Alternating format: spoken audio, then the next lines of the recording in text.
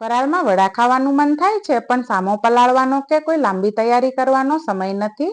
તો આજે તમારી આ પ્રોબ્લેમ એકદમ સરળ થઈ જશે, કારણ કે આજે આપણે બનાવશું ઇન્સ્ટન્ટ ફરાળી વડા, જે બહારથી એકદમ ક્રિસ્પી અને અંદરથી એકદમ સોફ્ટ અને ફ્લફી બનશે.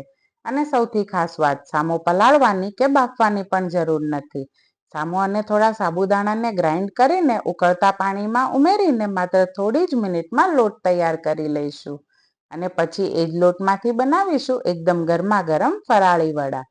તો જો તમે ફરાળમાં કંઈક ઝટપટ, ક્રિસ્પી અને એકદમ ટેસ્ટી બનાવવાનું વિચારી રહ્યા હો, તો આ રેસીપી સેવ કરી લેજો.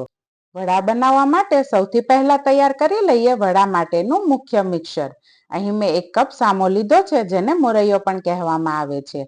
હવે તેને મિક્સર જારમાં લઈ પાવડર બનાવી લઈશું. પણ વડા વધારે ક્રિસ્પી બનાવવા માટે અહીં એક નાની ટ્રીક કરીશું. મેં લગભગ 2 મોટી ચમચી સાબુદાણા લીધા છે. આ સાબુદાણાને પહેલા થોડા શેકી લઈશું. સાબુદાણા હળવા શેકાઈ જાય એટલે તે ક્રિસ્પી થાય છે અને પછી એકદમ સારી રીતે ગ્રાઇન્ડ પણ થઈ જાય છે. તો સાબુદાણા સરસ રીતે શેકાઈ ગયા છે. હવે તેને એક પ્લેટમાં કાઢી થોડા ઠંડા કરી લઈએ. ઠંડા થયા પછી સાબુદાણાને પણ મિક્સરમાં ઉમેરી દઈએ. હવે સામો અને સાબુદાણા બંને એકસાથે ફાઇન પાવડર બનાવી લઈશું. અહીં એક વાત ખાસ ધ્યાન રાખજો, આપણે 1 કપ સામા માટે માત્ર 2 જ મોટી ચમચી સાબુદાણા લઈ રહ્યા છીએ, એટલે સાબુદાણાનું પ્રમાણ વધારે લેવાની જરૂર નથી.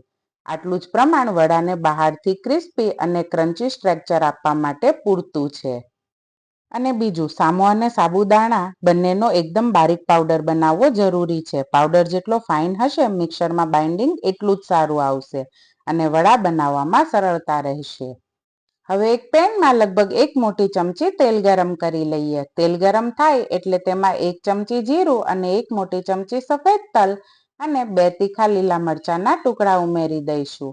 હવે તેને થોડી વાર માટે સાતળી લઈશું. આ રીતે જીરું અને તલને વઘારમાં સરસ રીતે શેકી લેવાથી વડા તળતી વખતે મિક્સરમાંથી બહાર નહીં નીકળે અને દરેક બાઈટમાં તેનો ફ્લેવર સરસ આવશે. વઘાર સરસ રીતે તૈયાર થઈ ગયો છે. હવે અહીં એકદમ ઇમ્પોર્ટન્ટ મેજરમેન્ટ છે. જે વાટકીથી આપણે 1 કપ સામો લીધો હતો, એ જ વાટકીથી 2 વાટકી પાણી લઈશું. એટલે 1 કપ સામો લીધો હોય તો તેમાં 2 કપ પાણી ઉમેરવું. આ રેશિયો ખાસ ધ્યાનમાં રાખજો. હવે આ પાણી પેનમાં ઉમેરીને સારી રીતે મિક્સ કરી લઈએ. હવે આ મિક્સરને સારી રીતે ઉકળવા દઈશું. પાણીમાં સારી રીતે બોઇલ આવવા લાગે એટલે ગેસની ફ્લેમ લો કરી દઈશું. અને હવે આપણે જે સામો અને સાબુદાણાનો પાવડર તૈયાર કર્યો હતો, તેને એકસાથે નથી નાખવાનો. થોડો થોડો કરીને ઉમેરતા જઈશું અને સાથે સાથે સતત મિક્સ કરતા રહીશું. આ માટે વેલણનો ઉપયોગ કરશો તો સૌથી સરળ રહેશે. આ રીતે સતત હલાવતા રહેશો તો મિક્સરમાં ગાંઠા પણ નહીં પડે. જુઓ, ધીમે ધીમે બધું જ પાવડર પાણી ઓબ્ઝર્વ કરી રહ્યું છે. હવે મિક્સરને થોડું કૂક કરતા રહેશું. અહીં એક વાત બહુ મહત્વની છે. મિક્સર પેનની સપાટી છોડવા લાગે ત્યાં સુધી કૂક કરવાનું છે. જો મિક્સર બહુ ઢીલું રહેશે તો વડા બનાવતી વખતે તેલ વધારે ઓબ્ઝર્વ થઈ શકે છે. આપણે મિક્સરને સારી રીતે કૂક કરીને થોડું ડ્રાય અને બાઇન્ડિંગ વાળું બનાવવાનું છે.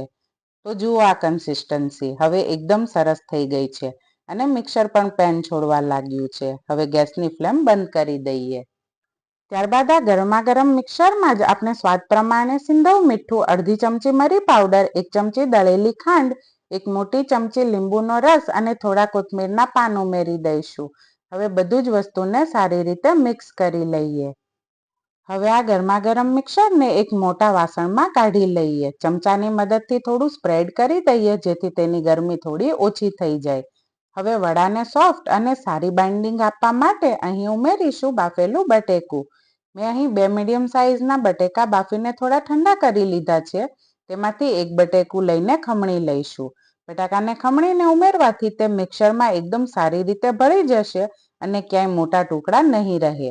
તો જુઓ, લગભગ 1 કપ ખમણેલું બટેકું તૈયાર છે. હવે અગાઉ તૈયાર કરેલા મિક્સરમાં લગભગ 1/4 કપ જેટલા સિંગદાણાનો અધકચરો ભૂકો ઉમેરીશું અને બાફેલા બટાકાનું છીણ ઉમેરી હળવે હાથે મિક્સ કરી દઈશું. હવે હાથને થોડું તેલ લગાવી અને મિક્સરને સારી રીતે ભેગું કરી લઈએ અને એક ડો તૈયાર કરી લઈશું. અહીં મિક્સર થોડું ગરમ હોય ત્યારે જ ડો રેડી કરી લઈશું. જુઓ, આપણે વડા માટેનો એકદમ સરસ મીડિયમ સોફ્ટ ડો તૈયાર કરી લીધો છે. અને આ આખી પ્રક્રિયામાં પણ ખાસ સમય નથી લાગ્યો. હવે અહીં ભૂલ બિલકુલ નહીં કરતા. આ ડો રેસ્ટ આપવાનો નથી. ડો તૈયાર થાય એટલે તરત જ વડા બનાવવાના છે, કારણ કે આ મિક્સરમાં સામો, બટેકું અને ગરમ પાણી છે, એટલે ડોને લાંબો સમય રાખશો તો કન્સિસ્ટન્સી બદલાઈ શકે છે. તો ડો તૈયાર કરી લીધા બાદ હવે સીધા વડા બનાવવાનું શરૂ કરીએ. હવે હાથમાં થોડું તેલ લગાવી લઈએ. થોડું મિક્સર હાથમાં લઈ નાનો બોલ બનાવી લઈશું. હવે આ બોલને હથેળી વચ્ચેથી થપથપાવીને વડાનો શેપ આપીશું. વડા બનાવતી વખતે એક ટ્રીક ધ્યાનમાં રાખજો. કિનારી થોડી પાતળી અને વચ્ચેનો ભાગ થોડો જાડો રાખવાનો. આથી વડા તળાય પછી બહારથી સરસ ક્રિસ્પી બનશે અને અંદરથી સોફ્ટ રહેશે. હવે ઉપર થોડા સફેદ તલ લગાવી દઈએ. તલ ચોંટાડવા માટે આંગળીથી થોડા પાણીમાં ભીંજવીને વડા ઉપર હથેળીથી લગાવી દઈએ.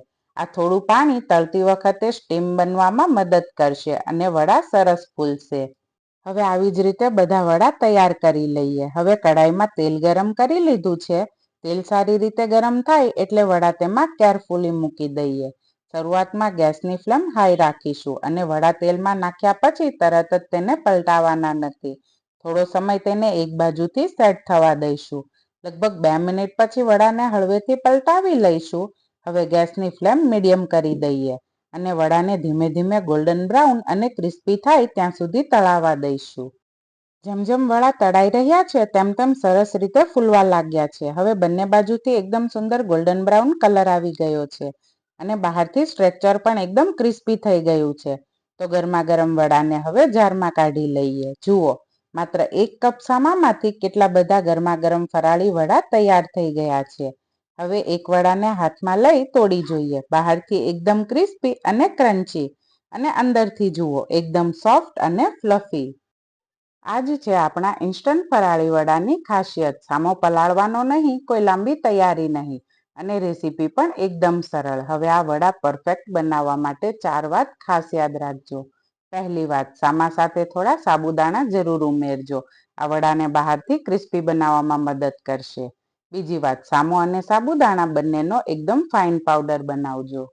એનાથી બાઇન્ડિંગ ખૂબ જ સરસ મળશે. ત્રીજી વાત, પાણીનો રેશિયો યાદ રાખજો. 1 કપ સામા માટે 2 કપ પાણી અને પાવડર હંમેશા ઉકળતા પાણીમાં જ ઉમેરવાનો. ચોથી અને ઇમ્પોર્ટન્ટ વાત, લોટ તૈયાર થયા પછી તેને રેસ્ટ નથી આપવાનો. ડો તૈયાર કરો અને તરત જ વડા બનાવી લો. આ 4 વાત ધ્યાનમાં રાખશો તો તમારા ફરાળી વડા પણ બહારથી ક્રિસ્પી અને અંદરથી સોફ્ટ બનશે. આજે આપણે જે ફરાળી વડા બનાવ્યા છે તે બહારથી ક્રિસ્પી, અંદરથી સોફ્ટ અને ફરાળ માટે એકદમ પરફેક્ટ છે. જો તમને ફરાળમાં આવી સરસ અને ટેસ્ટી રેસીપી ગમે છે તો આ રેસીપી એકવાર ચોક્કસથી ઘરે ટ્રાય કરજો. અને જો તમે આ વડા બનાવો તો કોમેન્ટમાં જરૂરથી જણાવજો કે તમારા વડા કેટલા ક્રિસ્પી બન્યા. તેમજ વિડીયો ગમ્યો હોય તો એક લાઇક જરૂરથી કરજો અને તમારા ફ્રેન્ડ અને ફેમિલી સાથે શેર કરજો.